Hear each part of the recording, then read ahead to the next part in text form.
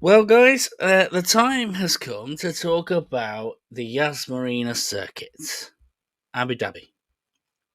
And I think I'm going to start off this video by implementing a bit of a rule, which is we are not, and I mean not, going to talk about Abu Dhabi 21. We're not going to talk about the 2021 race. Now, let's face it, if we start talking about it, we are going to absolutely divide the internet, cause a lot of anger and hatred and all that sort of thing. And it's not that I don't live for a bit of drama, but very much like we mentioned in terms of Crashgate for the Singapore Grand Prix, is that those are big stories in themselves, big controversies within themselves, and they don't really talk about Abu Dhabi. Put simply, if that incident had happened anywhere on any other circuit, we'd be talking about the same thing. So we're not. We're going to touch a little bit on Abu Dhabi 21, but we're going to focus on the Abu Dhabi Grand Prix circuit itself. And I suppose the reason for that is I really want to talk about something, an interesting sort of question on regards to it. Why does it get so much hate? Why are we in the situation where you will see YouTubers talk about Abu Dhabi and the circuit as if it's the worst track that's ever existed? Especially given the fact that we've certainly had worse tracks and some have been covered in this series. So, you know, can't be that bad, surely. So why is the reaction to Abu Dhabi, even before that fateful year, why was the reaction to Abu Dhabi almost going, oh, it's this one, isn't it? Well, the first thing is, it was first thought out that the reason being was the fact that it was a bit of a procession. It was really hard to overtake, and I sort of get that, but the changes have helped in regards to that. But I don't think that's the reason. I really don't. Now, the reason why Abu Dhabi gets the dislike that it does, I don't think it's down to the track, or the fact that it's still fairly new, or the fact that it's got almost like a cold style atmosphere. The hate, I think, comes from its position on the calendar. I mean, let me try and clarify this. You see, for as long as I certainly can remember, certainly since I was watching in the mid 2000s, there have only ever been two racetracks that have been the final race of the season. Now, right now, it is the Yas Marina Circuit that it is, and it has been since I think 2010, I think it was. Yes, it was 2010. But that's not the only track that's been the last one of the season. You see, before then, as you'll see from historical videos such as the last race in 2008, which is a special one, the last race of the calendar used to be held at Interlagos in Brazil. Now, even to this day, Brazil is heralded as this like incredible race, and it certainly is in terms of its fast sweeping, opportunities for overtaking absolutely everywhere, opportunities for changeable weather conditions that produces weird and wonderful situations, such as a Hulkenberg pole position, such as a Magnussen pole position. We'll probably touch more on it when we get to Interlagos. But to switch from this being the final race of the season that could decide things to Abu Dhabi, which isn't quite as good, means we've almost had this sort of like comparison syndrome. The problem with Abu Dhabi is the fact that it's not Brazil. And I think that's where a lot of the dislike comes from. But I do think there's some more dislike that's gone. For a lot of like racetracks or any sort of infrastructure when it comes to sports, it's stories and incredible days that will build up that history so that you can feel close to it. That the one race that makes you go, wow, this needs to stay on the calendar. And I think the thing is that there's been plenty of times where Abu Dhabi's come close. Let's take you back in time. Let's start off with the first time that Abu Dhabi came close to actually having a really special title decider, and that was in 2010. Now, I want to say that actually, as championship battles go and final races go, this actually really wasn't bad at all. It's pretty good actually. Had the opportunity to be brilliant, and actually, the more you look back on it, the more brilliant it is. This was a time where we had 5 people mathematically still within a chance of winning the title on the last race of the season. And it was only down to the struggling of passing that the 2 front runners for the championship before this race started, in Fernando Alonso and Mark Webber, they were held up to the point where they lost the championship to Sebastian Vettel. And I think the thing is, we've almost been in this sort of weird little bubble of like going, well, was this the track or was it the car? I think if this was a track that we know is a good overtaking, let's say this happened at Silverstone, or let's say this happened at Interlagos, we'd be looking at the Renault that held them up, Vitaly Petrov, and painting him as one of the best midfield drivers that we've ever had, holding drivers up. Like we used to talk about Sergio Perez in that way. And didn't get a chance because of the way in which this was. And so this was close. This was close to perfect title battle, where it really was, there was excitement always, and twists and turns, nothing else. But didn't quite get there. And that's not to say that Abu Dhabi never has a good happy story. I mean, he was certainly happy for Sebastian Vettel, but let's move forward a couple of years. Let's move to 2012. Can anyone remember who won the race in Abu Dhabi 2012? Oh, well, 2012 was a time when Sebastian Vettel was at his peak of his powers, so maybe it was Sebastian. There was that record of Lewis Hamilton winning every single race, so maybe it was Lewis. Button was still at McLaren, so maybe it was him. Maybe it was Mark Webber. Maybe Ferrari did something, and so we got another Fernando Alonso win. No.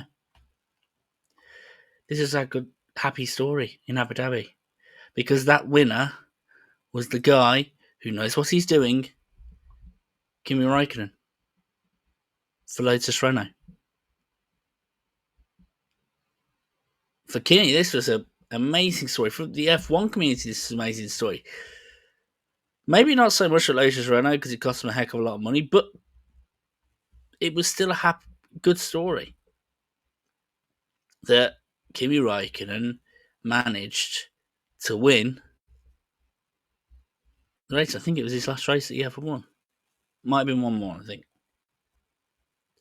But this thing of coming close to epic stories and epic title battles, and where it falls down, in a sense, has got nothing to do with Abu Dhabi. Let's move forward a bit again. 2014, the first title battle that we saw between Lewis Hamilton and Nico Rosberg. And I think it was very much a case of whoever won the race would win it. I think, if our memory serves me correctly, Lewis Hamilton basically just needs to finish either first or second, but still, it was as good as a title fight could be.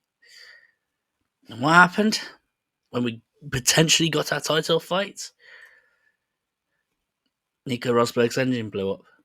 And whilst I was absolutely delighted as a Lewis Hamilton fan, I was a bit gutted that we didn't get the title fight we wanted.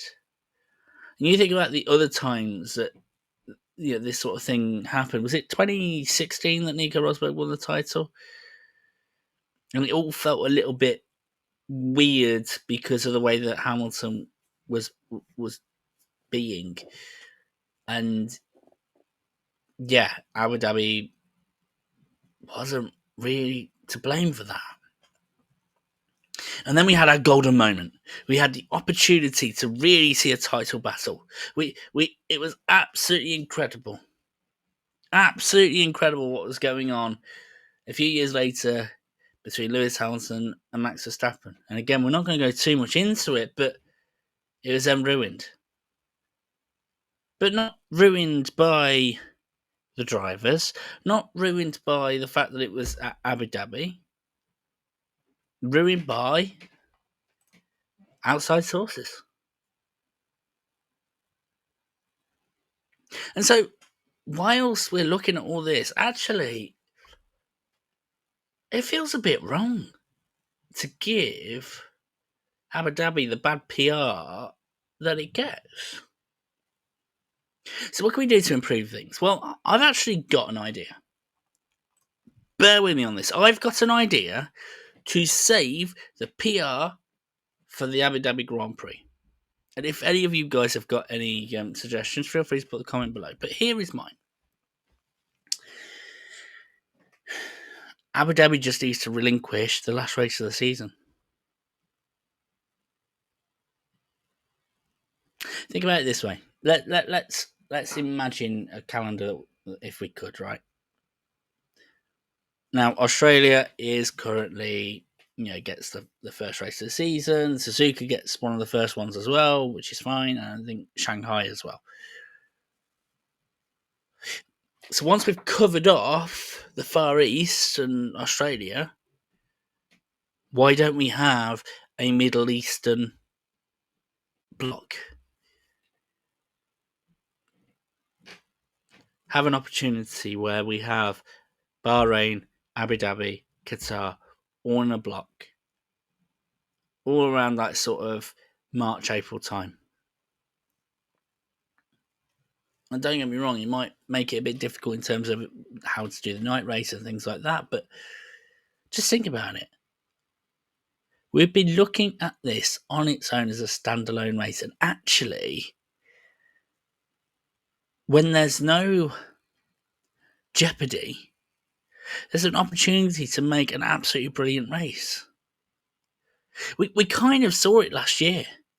When there was nothing on the cards, right? We had an amazing race where there was a battle on this corner on the last lap for, I think, was it 4th place or something like that? We had the situation where Charles Leclerc battled from the back so that, to finish, I think it was like 5th, maybe, possibly even higher. We had such special things that were going on this track. And yes, I know that there was a Constructors' Championship, but on the whole, there wasn't much to fight for. And it just became a brilliant race. So why not have that nearer the start? Have a bit of excitement. Maybe have it, I suppose, if I was to think about the calendar right now, I would probably have it where it's the Middle Eastern block would be sort of like Abu Dhabi, Qatar, Bahrain, or something like that. Because Bahrain still is an incredible one. But why not? And whilst that might mean that there's less money coming in, or less money that the guys at Abu Dhabi would make from it, I think it'd be brilliant in just showing everyone that this is a brilliant racetrack on its own. And if there's no need for interruptions or controversies or anything like that, we could just look at it as a brilliant track. We've got this race for 5 more years. And if we were to look at this as the last race of the season, I'd be going, 5 more years to deal with this. Whatever. Put it in the midway through the season, I'll be going 2030. That's the start. Probably needs to have more years because actually there's some good racing. This particular corner is a really good example. A long straight to a banked corner. Fantastic. Just what you want. Nothing wrong with it whatsoever. But those are my thoughts. What are your thoughts on it? And like I say, maybe if you're going to have to talk about 2021, just mention the track's involvement to it, right? But what are your thoughts? Does it get unfair negativity? Or is the negativity justified for this track? And if the negativity isn't justified, what can we do so that it doesn't get that negativity? So that's Yas Marina. That is Yas Marina. Should we see where we're going to go next? We have 64 tracks left. Let's see where we're going to go. I sort of want a track that I don't know too much about.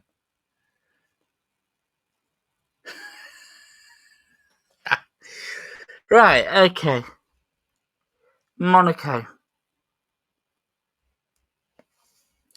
Do you know what?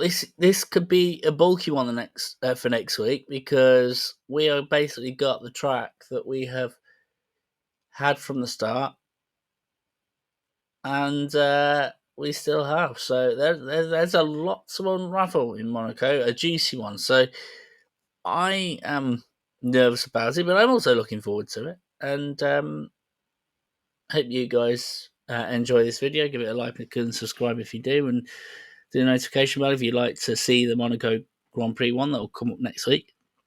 But until next time, guys, take care of yourselves and see you around.